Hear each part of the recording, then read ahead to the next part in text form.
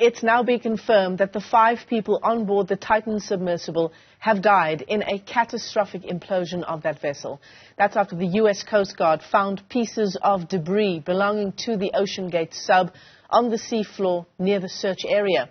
The Titan disappeared less than 2 hours into a voyage to explore the wreckage of the Titanic.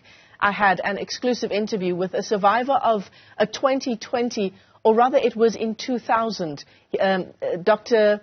Michael Guillen actually explored the Titanic expedition, and he shared his experience with us.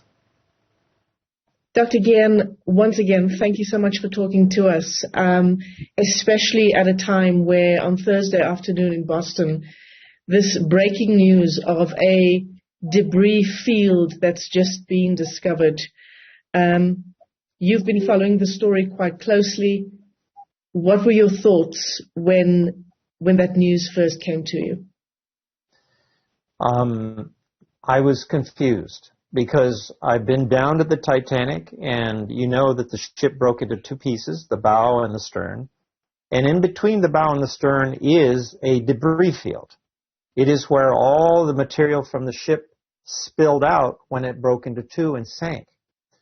So when I heard the news from the Coast Guard, my immediate question was, okay, well, there's a lot of debris down there. Are you talking about something separate from the debris field of the Titanic, or is it part of it? So I'm waiting for the next announcement, hoping that we will get some clarification. I'm going to assume, but I don't like to assume because I'm a reporter and a scientist, and I just don't like to assume. But you would imagine that they would, if they said they found a debris field, they understand that it's something separate from the debris field, but it's confusing. And so I don't know how to react to the news. It confuses me. I don't know.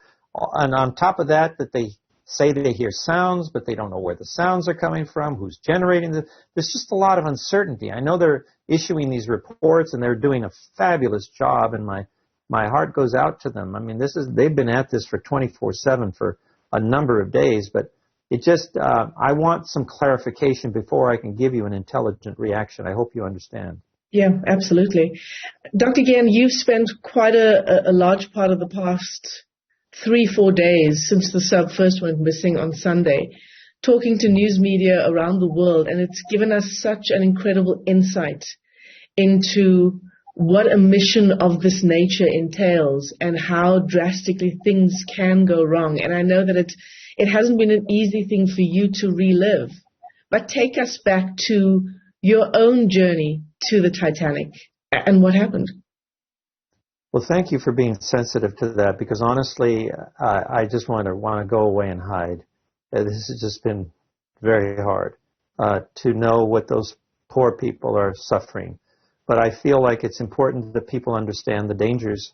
For me, I was invited to become the first correspondent to report from the Titanic. I was hesitant because I have a fear of water. I have all my life. But we took off from Halifax, Nova Scotia, on board a Russian research vessel, and we parked right above where the Titanic went down. And the dive went beautifully. It was 2.5 hours, and it was quite fascinating.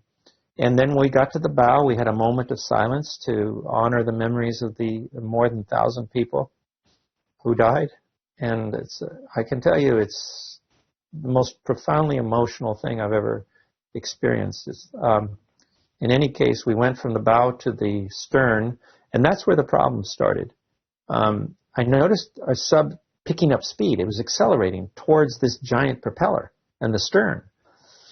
And I thought to myself, well, why? And I realized that we were caught in an underwater current that took us right into the blades of the propeller.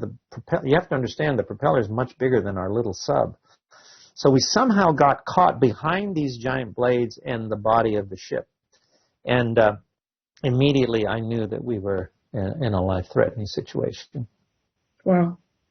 It's just, it tells us, it gives us some insight into deep-sea exploration and why it is so incredibly dangerous. I mean, the experts that have weighed in on the story over the past couple of days have said things like, the explorers who are part of expeditions like the one that Titan embarked on, like the one that you embarked on, that they know. And these are people who do it for a living. I suppose it's different for someone like you in 2000 going as the first correspondent. But for people in the field, they know and accept that if anything goes wrong down there, that it's very unlikely that you will be saved. I mean, were those the kinds of thoughts going through your mind as you embarked on that expedition? Yes, in a nutshell, I would say so. I had been on many dangerous assignments. I went to the North Pole, went to the South Pole. I covered the Persian Gulf War where bullets were flying all over the place and was almost shot. As you know yourself as a correspondent, that's your job. And if you're not up to it, then don't do that job. Go, make burgers or hamburgers or something. But I had accepted the job of correspondent. And with that job comes risky assignments, not foolish risks. And I didn't feel that this was a foolish risk. As much as I didn't want to go, I felt this was a legitimate story, a legitimate science story. There's a lot to learn down there, scientifically. And there's a lot of scientific research that continues. Yeah. A very good friend of mine, Bob Ballard, a marine scientist, is the man who discovered the wreck of the Titanic in 1985. And he actually confided the news in me before it was made public.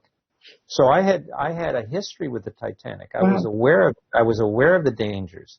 I knew that there were only the French and the Russians who had submersibles capable of withstanding the pressure down there. I was under no illusion. I knew, and I had to sign a waiver and all of that. But I didn't go foolishly, and I didn't take it lightly. I didn't feel like I was going on a vacation to the Barbados. I understood what I was doing. I was doing my job, and I wanted to do it with excellence, which is what I always do, including this interview. I want to be excellent. I want to help people understand what's going on down there right now with those 5 precious souls. Yeah. So that's what motivated me, yes. Yeah, yeah. A part of the discussion has also been, Dr. Guillen, as I'm sure you know, around the Titan vessel itself. Whether it's been through any regulatory checks, whether it's been approved by any kind of third-party regulatory body. And I wonder, back then when you took this trip, when you embarked on this expedition, was that the kind of research you were also doing? Looking into the vessel itself, looking into how trustworthy the vessel was, the team was, because effectively you were putting your life in their hands, as these 5 people have done, or the 3 people who were tourists on the Titan sub. Yes, I did.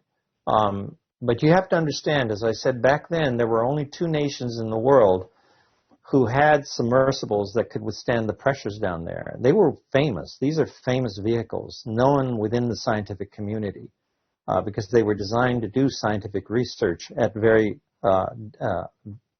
deep in the ocean.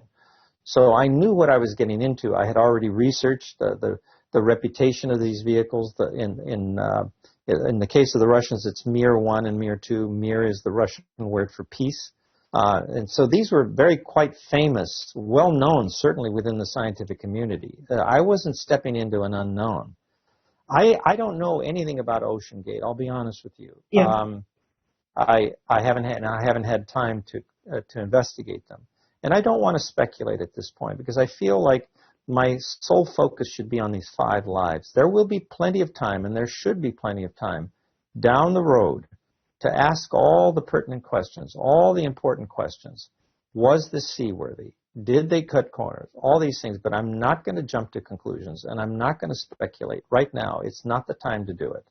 Yeah. What's also emerged, Dr. Guillen, and I absolutely respect what you've just said, but the fact that there is clearly no playbook for finding, recovering, or rescuing a submersible in a situation like this. It is so heartbreaking and heart-wrenching for the families and loved ones of these 5 people as well, that perhaps it's going to take something like what's unfolded over the past few days to change that. I think you're right. And I remember, I'm old enough to remember the explosion of the U.S. shuttle, the Challenger. You remember that? There was a school teacher on board. Yeah. She lost her life. And what was the result of that? we shut down. We shut down the entire U.S. space program. We wanted to find out what went wrong. In this case, I really feel that there should be at least a temporary pause. Now, I'm not talking about a permanent ban, but a temporary pause on any further trips to the Titanic until we find out what went wrong. And that's why it's important that we continue this search, that we find that vessel. Otherwise, we'll never know that. By the way, we should prepare ourselves right now for what's going to happen in space. You have people like Elon Musk and Jeff Bezos and Branson over in the UK, developing space tourism. And there will be people who will pay a lot of money to just orbit the Earth, or maybe not even orbit, but just go into suborbital, just for the experience. I'm not going to judge them. They have every right. If they have the money to afford it, that's fine. But we need to prepare ourselves that there will be accidents such as this. And think about Mars. There's serious talk now. In my lifetime, I saw us putting people on the moon. But now there's serious talk about returning to the moon and then going to Mars. Who's going to volunteer to go to Mars? And how in the world could we possibly rescue them if something between here and Mars happens to them? Or, God forbid, happens to them. You understand what I'm saying? So I think we just need to prepare ourselves for this new era of tourism, that things that were once only the purview of expert explorers, people who were physically fit, people who prepared themselves, educated themselves about what they were about to embark on, is now being given way to people who just have the money, who may not be prepared, who may not be properly educated. That's the thing. You see, it's a bigger issue than just the Titan. I think this is just the tip of the iceberg. Yeah, absolutely. And you've answered my next and final question, I think, Dr. Guillen, because I was going to ask you, whether there is any merit in continuing trips like this. And I'm talking specifically about tourist trips to the Titanic wreckage, because there are so many questions around whether there's any scientific merit to a trip like that, given that it is mostly or entirely tourist in nature. Should they continue? And perhaps you will say yes, perhaps not now, but yes in the future. Right now, my sole focus is on those 5 souls who are fighting for their lives. Hopefully they're still alive in that vessel, the Titan, somewhere in the Atlantic Ocean, probably at the bottom. But there will be a time when we need to ask that question. Yeah. Should we allow tourism to continue to the Titanic? I'm not going to be so presumptuous as to say yes or no right now, because I can see arguments either way. However, I will say this in conclusion, that if we allow tourism to continue, then 2 important questions need to be asked, and we have to have satisfactory answers. Number 1, why do you want to go to the Titanic? And number 2, how do you want to get there? And we need to be very careful about people's motives for going there and how they propose to get there. Not only for 2 reasons. The ocean is unforgiving. The ocean is dangerous. This is not a Disneyland ride. Number 1. Number 2, this is not just the site of a wrecked ship. This is a graveyard. People lost their lives. This is their final resting place. It is sacred ground, and we need to respect that. Dr. Michael Guillen, let me thank you for your time. It's a great pleasure talking to you here on Newzroom Afrika. And perhaps just important to clarify for our viewers, that's an interview that I conducted around 7:30 last night. Right. And we were still waiting. It was about 90 minutes before, or perhaps less than that, before that briefing by the U.S. Coast Guard, which then confirmed that those 5 people have indeed died on board the Titan submersible. It had experienced a catastrophic implosion. That was the word that was used. Yeah. Less than 2 hours into that journey. But so many interesting facts coming out of that interview, not least of which the extreme risk of deep-sea exploration. An important factoid as well coming out of the various research we've done in the wake of the story is that we know more about space endeavors into outer space than we know about going into the deepest parts of the ocean. Absolutely. And we take for granted some of the pressures that literally people face if they're able to go down to those depths. I mean, part of what we've learned is that the pressure down there is hard enough to cut through steel. Yep. So if you're not necessarily in some kind of enclave, you know, it goes without saying that your chances of survival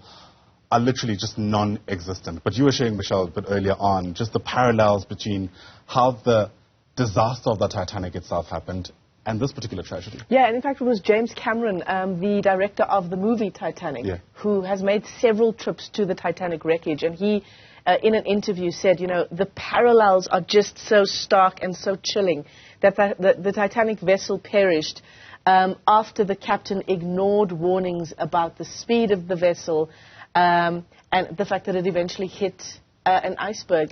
In the same way, you know, he made the comparison that the Titan creators ignored warnings from several experts in the field and then perished in the very same spot of the Titanic. It's chilling, to say the least. Sobering indeed. It's a story we'll keep watching for you. As I imagine, there'll be a whole lot more reaction.